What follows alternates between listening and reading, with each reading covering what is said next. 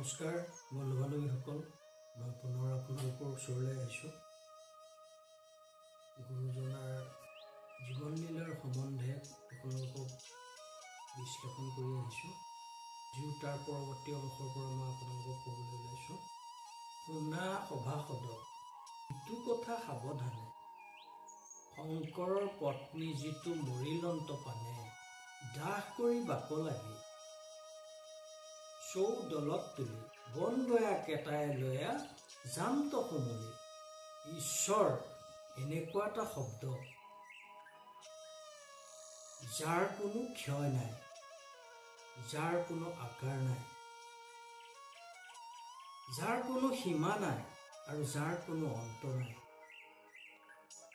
ঠিক তেনেকৈ সময়ৰ বাবেও একেবোৰেই প্ৰযোজ্য। তেন্তে ঈশ্বৰক সময়ৰ লগত তুলনা কৰিব পাৰি নেকি, বা সময়ক ঈশ্বৰৰ লগত? হয়তো পাৰি, কাৰণ দুয়োৰে একেই শক্তি আৰু একেই গতি, কাৰো বাবে অপেক্ষা নকৰে। নবিধ ৰসৰ মূল্য এওঁসবৰ বাবে একেই। ধনী দুখীয়া, উচ্চ নিচ, বগা কোলা, কণা কুলি, গাধ চোকা, গুৰু শিষ্য কালৈকো দৰৱ চকুৰে নাচায়, নমনীয় চকুৰে নাচায় সময়ে। কাৰো অভাৱ অনাটনলৈ বাট চাই নাথাকে। মৰম চেনেহৰ বান্ধোন, আপোনতা এইবোৰ বুজি নাপায় সময়ে। এইবোৰে ঈশ্বৰৰ মহিমা লীলা, বিচিত্ৰ পৃথিৱীৰ বিচিত্ৰ খেলা। মায়াময় পৃথিৱীত সুখ শান্তি আনন্দৰ উৎসৱ যেনেদৰে দিছে, ঠিক তেনেদৰে দুখ দুৰ্দশা ৰোগ ব্যাধি জৰা মৃত্যু তেনেদৰে দিছে। ইয়াকেই কয় সংসাৰৰ মায়ামোহ। এই মায়ামোহৰ পৰা কোনো বাদ পৰা নাই, আনকি স্বয়ং ঈশ্বৰৰ অৱতাৰী মহাপুৰুষ শ্ৰীমন্ত শংকৰদেৱো বাদ কৰিব পৰা নাই। কষ্ট হলে, দুখ পালে বা আত্মীয় কোনোবা পৰলোকলৈ গমন কৰিলে সকলোৱে মৰ্মাহত হয়। আত্মীয় নহলেও সহায় কৰিবলৈ মন যায় বা সহায় কৰিব লাগে। পত্নীক হেৰুৱাই গুৰুজনা দিশহাৰা হৈ পৰিছিল হয়তো। বিশেষকৈ এই 9 মহীয়া সন্তানটিক লৈ তেখেত বেছি চিন্তাগ্ৰস্ত হৈ পৰিছিল। গুৰু পত্নীক চৌদলত অৰ্থাৎ সীতা সাজি তাত উঠাই বন গয়া কেটাখাকে কৰি 4জনে কান্ধত কৰি দাহ কৰিবৰ বাবে শ্মশানলৈ লৈ গ'ল। হিতচোৱা চন্দনক লৰালৰি লন্ত লোহিতৰ তীৰে যায় সীতা সাজি লন্ত। বহুতৰ লোকে হৰি কীৰ্তনক গায়, মুখে অগ্নি দিলা ৰামে বিধি চায়। জন্মিলে মৃত্যু অনিবাৰ্য, মৃত্যুৰ পিছত কি হব নাজানো, জীৱটো কলৈ যাব নাজানো, দেহাটো পঞ্চভূতত বিলীন হৈ পৰিব। বাঁহ বা কাঠেৰে চিতা বনাই তাত তুলি লব।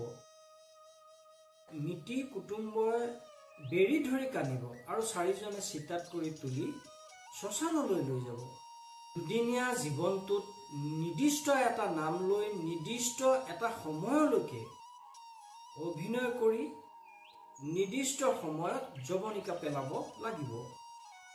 ই প্ৰকৃতিৰ নিয়মেই হওক, ইয়া ঈশ্বৰৰ মহিমাই হওক, ইয়ে প্ৰকৃত সত্য।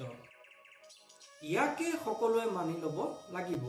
মৃত্যুৰ পাছত গুৰুজনাৰ ভাৰ্যাকো দাহ কৰাৰ বাবে ঘিউ চোৱা চন্দন লৈ গৈ লুইতৰ পাৰত চিতা সজোৱা হ'ল আৰু সকলোৱে হৰিৰ নাম কীৰ্তন কৰি চিতাত উঠালে। ৰাম ৰাম গুৰুৱে মুখাগ্নি কৰিলে। উচগি চিতাক ওপৰক মোৰ, লোহিতত নামিয়া শংকৰে দিলা বুৰ। অগ্নি লগাই তাতে ঘিহিত 6 ঢালি দিল, অগৰু চন্দন চোৱা তাহাতে বাকিল। পূৰ্বৰে পৰা কিছুমান নিয়ম নীতিৰ মাজেৰে আমিবোৰ চলি আহিছোঁ। সমাজ পাতি বাস কৰিছোঁ, সকলোৱে মিলিজুলি বাস কৰিছোঁ, একগোট হৈ আছোঁ। সেয়ে প্ৰতিজনে প্ৰতিজনৰ সুখ দুখত সমভাগী হৈছোঁ। বিধি বিধান চাই দিন বাৰ স্থিৰ কৰিছোঁ, মংগল অমংগল বিচাৰ কৰিছোঁ, দিশ নিৰ্ণয় কৰি কৰ্মবোৰ সাধন কৰিছোঁ।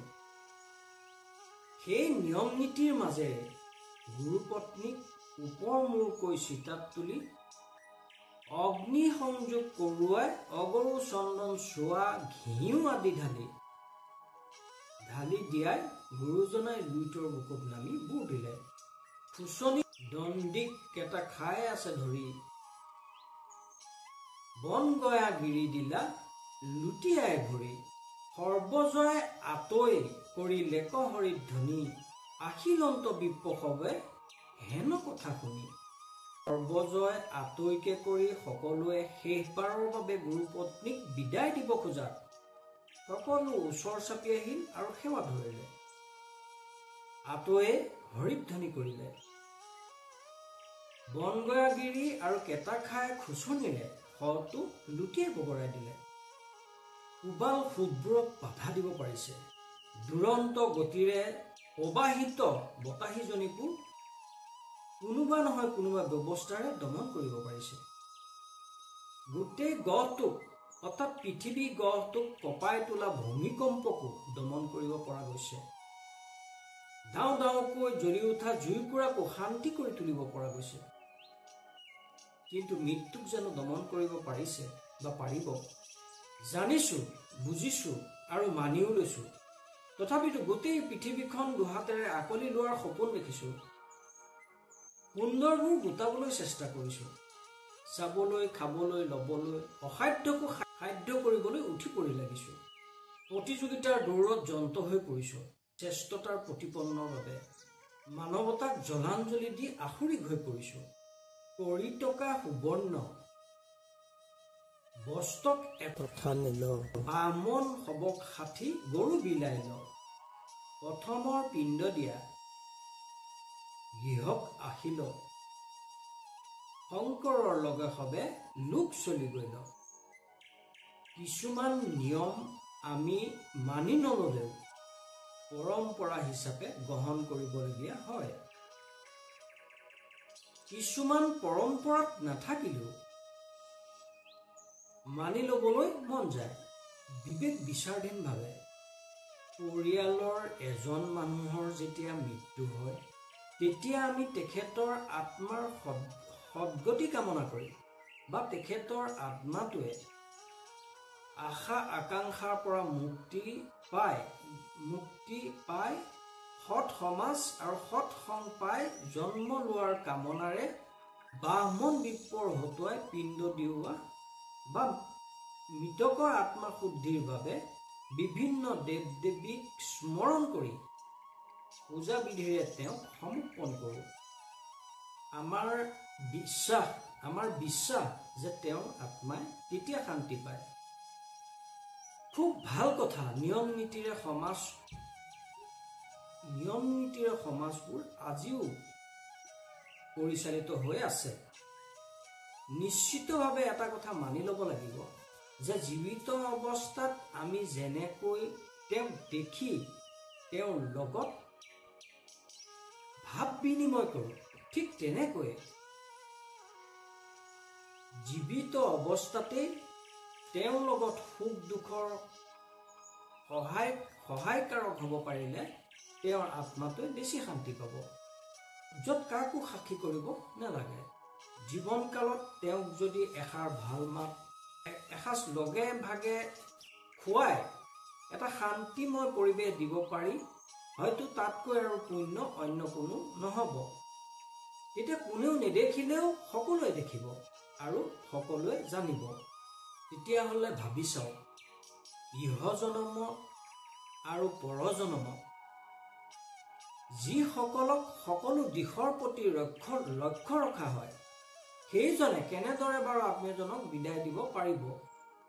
কিন্তু দিব যে লাগিবই।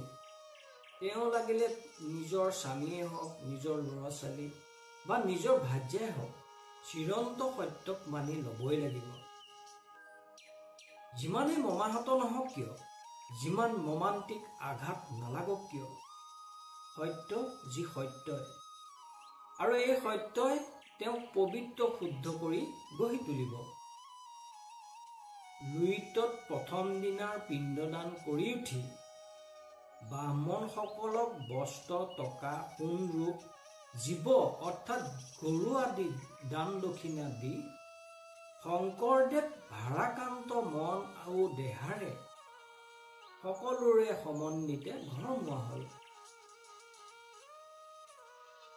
হয়তো গৰুৰ হেম্বনি, চৰাই চিকচিকনি আৰু ভকত বৈষ্ণৱৰ উচুকনি চাৰিওদিশ বিষাদৰ কলীয়া ডাৱৰে আৱৰি ধৰিছিল। হয়তো আনক দেখুৱাব নোৱাৰা চকুৰ পানী আৰু হৃদয়ৰ হা হুতাবোৰ বুকুত হেঁচি ৰাখি ধুঁৱলি কুঁৱলী দেখা গুৰুৰ গতিবিধি আৰু কথোপকথনত বিষাদৰ ঢৌ অহৰহ বৈ লৈছিল, আৰু সেই দৃশ্য দেখি হয়তো সকলোৱে উচুকি উঠিছিল। ইয়াৰ পিছৰ অংশলৈ যোৱাৰ আগে আগে মই আপোনালোকক মাধৱদেৱ পুৰুষৰ এফাকি অমৃতবাণী তেখেতে নামঘোষাত লিখি থৈ গৈছে। এনেধৰণে তেখেতে নামঘোষাত লিখি থৈ গৈছে, কিন্তু ইটো মহাধৰ্ম,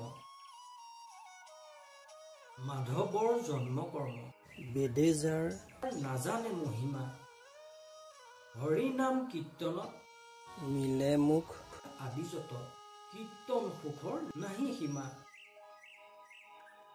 যি ভগৱন্তৰ মাহাত্ম্য, শ্ৰুতি, স্মৃতি, বেদ বেদান্তয়ো অন্ত নেপায়, সেই ভগৱন্তৰ উৎপত্তি, তেওঁৰ স্বৰূপ আৰু তেওঁৰ কৰ্মতত্বৰ আলোচনা কৰাতকৈ আন ধৰ্ম আৰু নাই। তেওঁৰ লীলা চৰিত্ৰ অৱতাৰবোৰ কথন মন্থন কীৰ্তন কৰাই হ'ল মহাধৰ্ম। ইয়াৰ দ্বাৰা ধৰ্ম, অৰ্থ, কাম মুখতকৈও অধিক সুখ পায়। অৰ্থাৎ ঈশ্বৰৰ জন্মকৰ্ম কথা আৰু তেওঁৰ ৰূপ আলোচনাতকৈ কোনো ধৰ্ম শ্ৰেষ্ঠ নহয়। তাৰ দ্বাৰা চতুবৰ্গৰ ফলতকৈও সুখৰ সীমা অধিক। নমস্কাৰ বন্ধু বান্ধৱীসকল, মই আজিলৈ আপোনালোকৰ পৰা বিদায় মাগিছোঁ। পিছত লগ পোৱাৰ প্ৰতিশ্ৰুতিৰে ধন্যবাদ।